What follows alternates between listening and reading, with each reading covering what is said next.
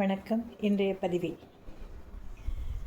தெரிந்து வினையாடல் அதிகாரத்தின் 4வது குறளை பார்க்கலாம்.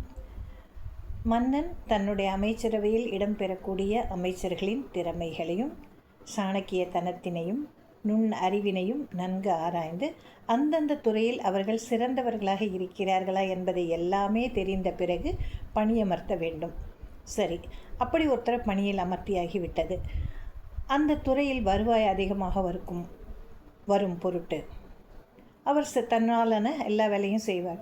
அப்படி செய்யும் பொழுது தேன் எடுத்தவன் கையனக்குவோன்னு சொல்லி ஒரு பழமொழி இருக்குல்ல, அந்த மாதிரி வருவாயில் நம்ம கொஞ்சம் எடுத்துக்கிட்டா என்ன அப்படிங்கிற ஒரு எண்ணம் அவர்களுக்கு வரலாம் இல்லையா? அதனால் நீ அந்த ஒரு குணம் கூட இல்லாதவரை மிக எச்சரிக்கையோடு பணியில் அமர்த்த வேண்டும் என்று வள்ளுவனார் நமக்கு தெரிவிக்கிறார்.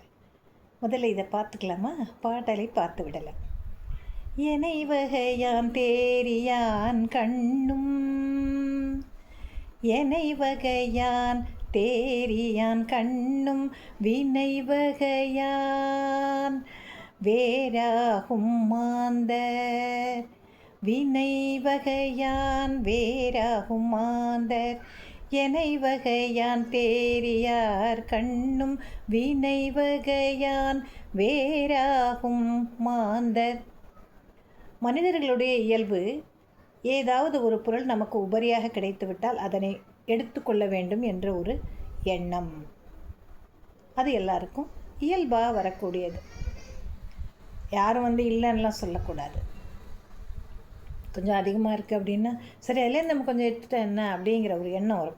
அதுபோல் அரச அவையில் நம்பி வேலைக்கு அமர்த்தும் பொழுது அந்த மனிதர்கள் எல்லா வகையிலும் சிறந்து விளங்கினாலும் அவர்களை அந்த பணியில் அமர்த்திய பிறகு அந்த துறையில் வரக்கூடிய வருவாயினை சிறிதளவாவது அனுபவிக்க வேண்டும் என்ற எண்ணம் கொண்டு அதனில் கை வைத்தால் நீ எப்படி உன்னுடைய அரசாங்கத்தை நடத்துவாய்?